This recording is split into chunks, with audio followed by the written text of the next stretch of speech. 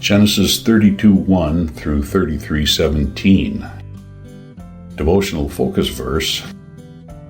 And Jacob was left alone, and there wrestled a man with him until the breaking of the day. And when he saw that he prevailed not against him, he touched the hollow of his thigh, and the hollow of Jacob's thigh was out of joint as he wrestled with him. Genesis 32:24 and 25. Sometimes God must get us to a point of total submission before He can answer our prayers. Wayne Butler, now a pastor, experienced this when he was praying to receive the baptism of the Holy Spirit. As he sought God earnestly in prayer, he eventually reached a point of complete yielding to whatever he felt God asked of him. God had me on His terms, he relates. If He told me to raise my hands, I did it. Before that, I would say, I don't need to raise my hands, and my progress in prayer would get stuck until I obeyed what I felt God was requiring of me. Eventually, I realized He wanted to see if I really was willing to do anything. One time, God told me to sing. There was another person praying near me, so I fought it. God kept saying, sing, so finally I did. I couldn't even finish the first verse because God began to bless me for obeying. On the last Sunday of a camp meeting, I thanked and praised God for everything that He had already done for me. Then I felt like I was hit by a wave. It went through my whole body, and I knew it was the Holy Spirit. He took control of my tongue, and I spake in a language that I did not know. It was the witness that He had filled me with His Holy Spirit. Like Wayne, Jacob had to become fully yielded to God. Through the years, Jacob had always tried to help God. He had relied on his own schemes and maneuvering to accomplish what God had promised. Unnecessary manipulations, since God is well able to fulfill His promises in His own way and time. However, in our text today, Jacob was at the end of himself and his own self-effort, and was desperate for something only God could give. Exhausted and helpless under the mighty hand of God, his submission was complete. In desperate dependence, he cried out, I will not let thee go, except thou bless me. Jacob's inner man underwent a tremendous change that night. The man who had once been an ambitious deceiver became Israel, the prince who struggled with God and prevailed. Like these men, we must meet God on His terms. We do not want to resist and struggle when God shows us something we need to do, or tries to deal with our innermost character. Rather, we want to submit willingly and let Him work in our lives. He will reward our submission and obedience with His blessings. Background information. Today's text contains one of the most significant episodes of Jacob's life. Fearful of reuniting with his brother Esau, he spent the night wrestling in prayer and had an experience that changed him forever. After Jacob and Laban parted, the angels of God met Jacob. The name Mahanaim means double camp or two camps, indicating Jacob's camp and the angels' camp. Although it is unclear exactly why these angels appeared, they may well have been there to assure Jacob of God's protection. Jacob knew that years before, when he had been fleeing from Canaan, Esau had been plotting his death. The tone of Jacob's initial message to Esau was one of humility. The request to find grace in thy sight may have been a way of asking for forgiveness. See Genesis 32:5. Esau lived in Edom, which was south and east of the Dead Sea. He had been married to his two Hittite wives for over 50 years and to his Ishmaelite wife for 20 years, so his family was large. Isaac had foretold that Esau would live by the sword, and aggressive actions were possibly common to Esau and his entourage of 400 men. See Genesis 27:40. The Bible does not say what Esau's intent was, but the report of the messengers made Jacob fearful, and he divided his household and belongings into 2 bands. Then he prayed and reminded God of his promises, gratefully acknowledging how God had helped and blessed him. Next, Jacob organized a gift of livestock, which was delivered to Esau in installments. Jacob hoped this valuable present would appease Esau. In the original language, the word translated appease in Genesis 32:20 meant cover, showing that Jacob was seeking to atone or obtain forgiveness for his past actions toward Esau. The Jabbok was about 24 miles north of the Dead Sea and flowed into the Jordan River.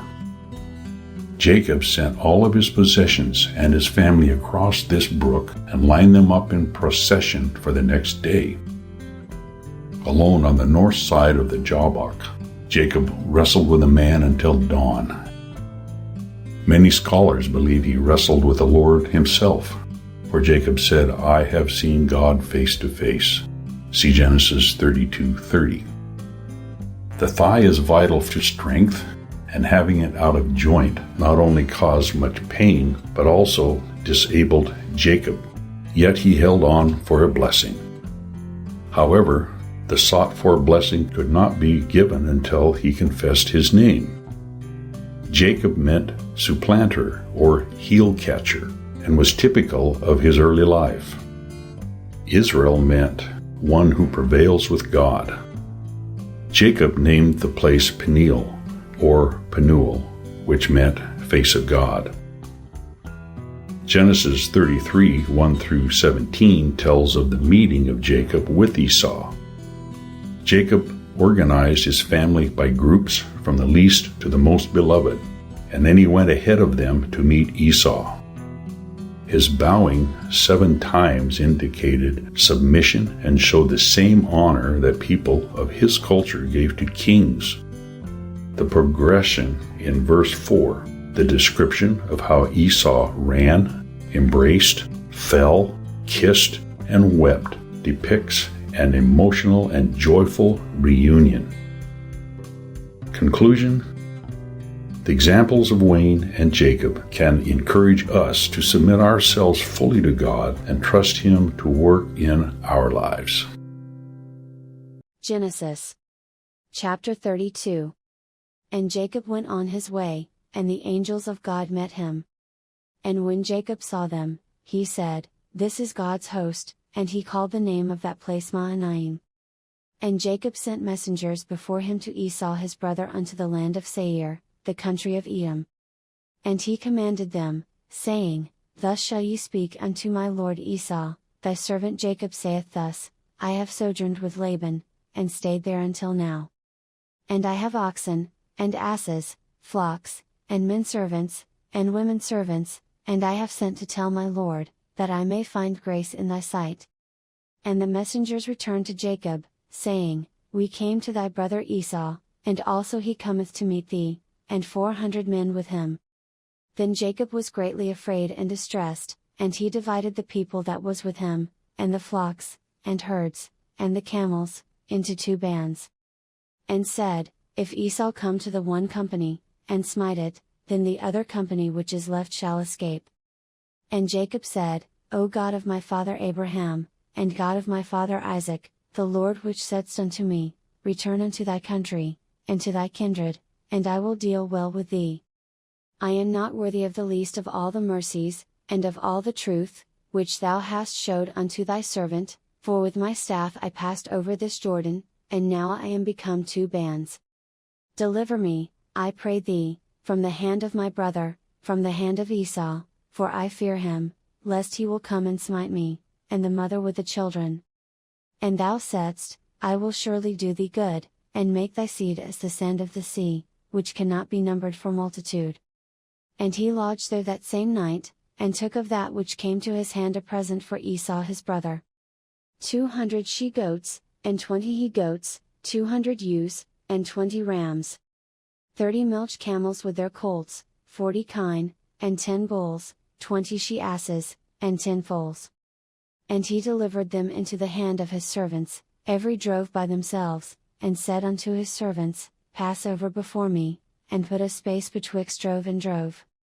And he commanded the foremost, saying, When Esau my brother meeteth thee, and asketh thee, saying, Whose art thou?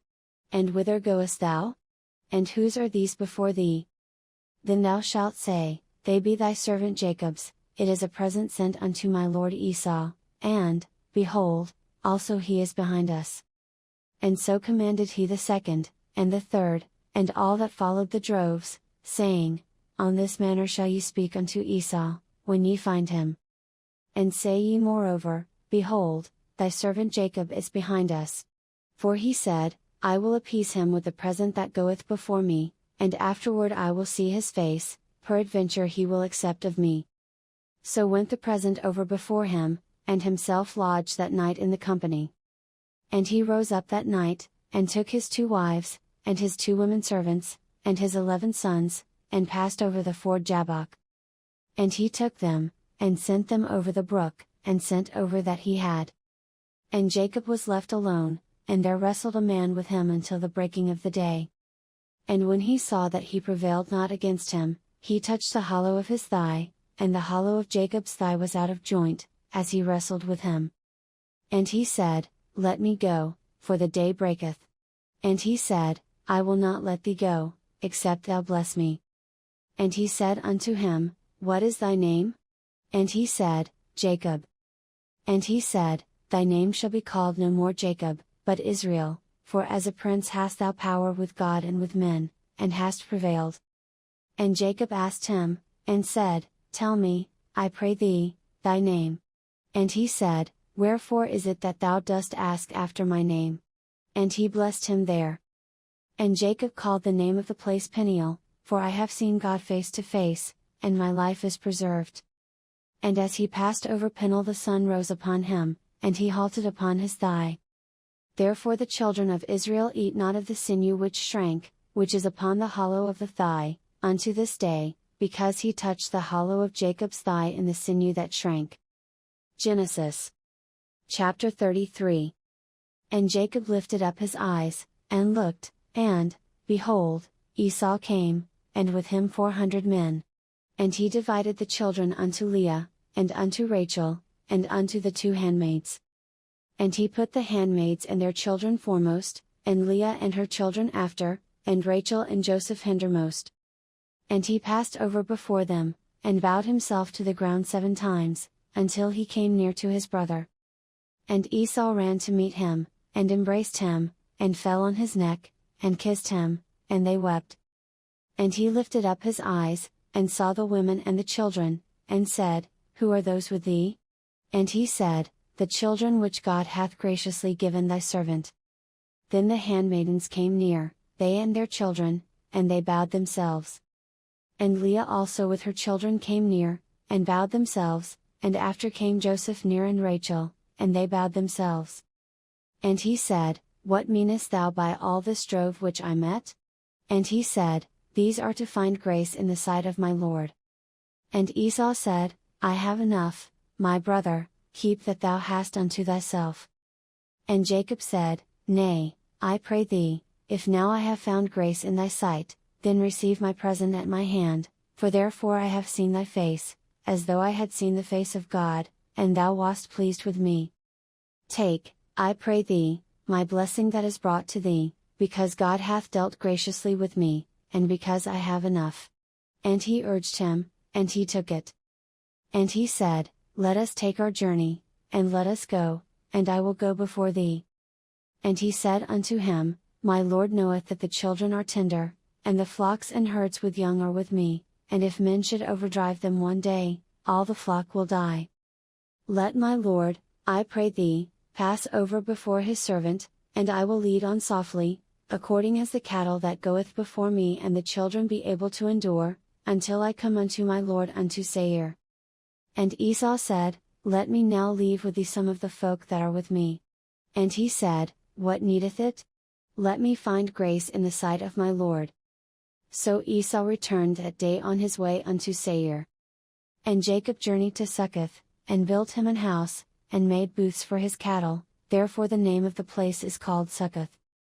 And Jacob came to Shalem, a city of Shechem, which is in the land of Canaan, when he came from Padanaram, and pitched his tent before the city.